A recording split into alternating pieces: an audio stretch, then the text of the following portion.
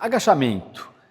Todo mundo conhece esse tipo de exercício, certo? Todo mundo acha que ele força a coluna. Então a gente vai mostrar aqui algumas estratégias e algumas formas que a gente tem de fazer ele da melhor forma possível, também tentando evitar sobrecarga na sua coluna.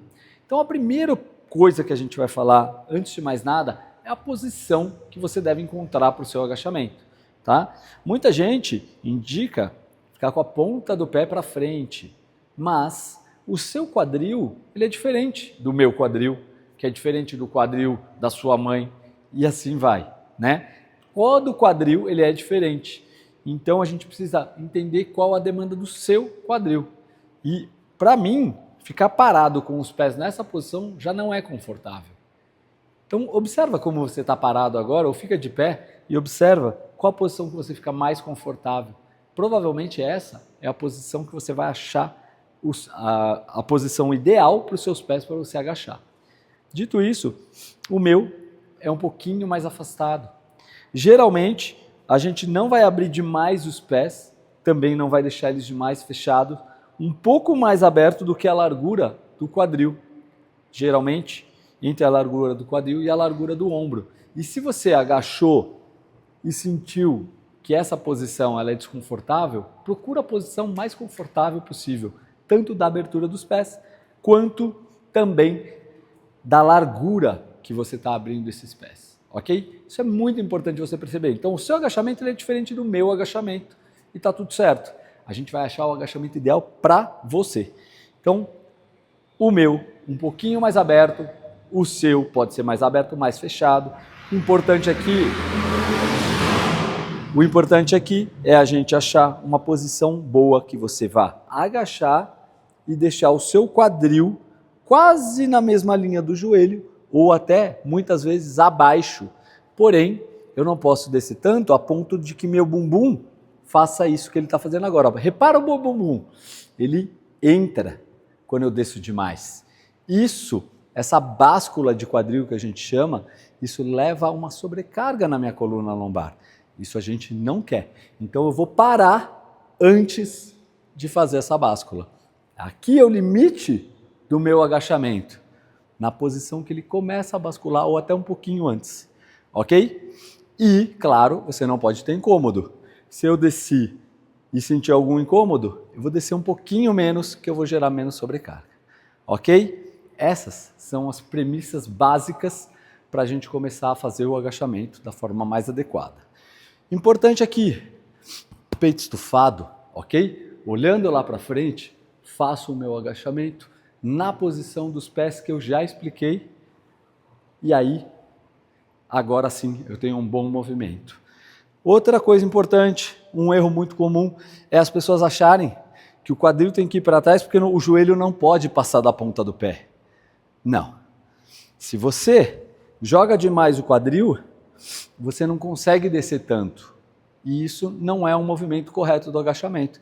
A gente precisa sim jogar um pouco o joelho para frente para poder descer e está tudo certo. Tem pessoas que conseguem jogar um pouco mais, pessoas que conseguem jogar um pouco menos. Se você sente dor no joelho, aí sim a gente pode limitar um pouquinho a ação desse joelho à frente. Porque toda vez que eu jogo o joelho para frente, eu sobrecarrego um pouquinho mais o joelho. Mas se eu jogo muito o quadril para trás, o meu tronco vai descer muito e eu sobrecarrego quem? A lombar e o quadril. Bora agora para a barra. Posicionei, a altura da barra tem que estar condizente com a altura do seu ombro. Se eu colocar muito alto, fica difícil. Então eu prefiro até colocar às vezes um pouco mais baixo para você pegar, ok? Então, bem de frente para a barra, você vai entrar embaixo da barra e agora você vai posicionar a barra sem que ela toque esse ossinho nosso que a gente tem. Esse ossinho aqui é o ossinho da cervical, é o C7. É uma vértebra que geralmente as pessoas acabam apoiando a barra bem em cima. Se você quiser usar aquela almofadinha, pode usar, mas não precisa porque a gente tem uma almofadinha natural aqui, ó. O trapézio é a nossa almofadinha natural que a gente vai apoiar exatamente ele na barra, ok? Apoiei bem na barra e agora sim eu já tiro essa barra simplesmente subindo e dando um passinho para trás. Eu não tenho a necessidade de dar muitos passos para trás, Só dá um passo atrás, tá tudo certo, ok? E agora vamos para o agachamento. Então, me posicionei, pés na posição que eu estava antes, faço uma inspiração, travo o meu abdômen e aí eu desço. Ok? Aqui eu tenho um trabalho respiratório extremamente efetivo. Quando eu inspiro, eu inflo o meu abdômen, travo toda essa região. Vejam a aula de bracing abdominal, que é isso que a gente está fazendo. E aí quando eu faço isso, travo, eu tenho muita segurança e estabilidade na minha coluna para descer. Protejo muito a minha lombar, ok? Sempre que eu estou com a barra nas costas, eu tenho uma carga. Vamos lá de novo. Sempre que eu estou com a barra nas costas, eu vou ter uma carga porque ela me joga o tronco levemente à frente.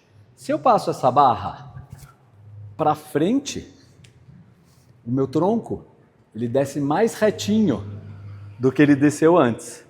Isso tem uma carga muito menor do que quando a barra está nas costas. Então, a barra à frente, ela pode ser uma opção mais inteligente para você poder executar. Então, troque ideia com o seu professor, caso ele não tenha te prescrevido dessa forma. Mas agora você já sabe o porquê que ele está prescrevendo os agachamentos frontais primeiro e depois os agachamentos nas costas. Fechou? Com essas dicas, ficamos por aí. Agora eu vou ter que guardar a barra.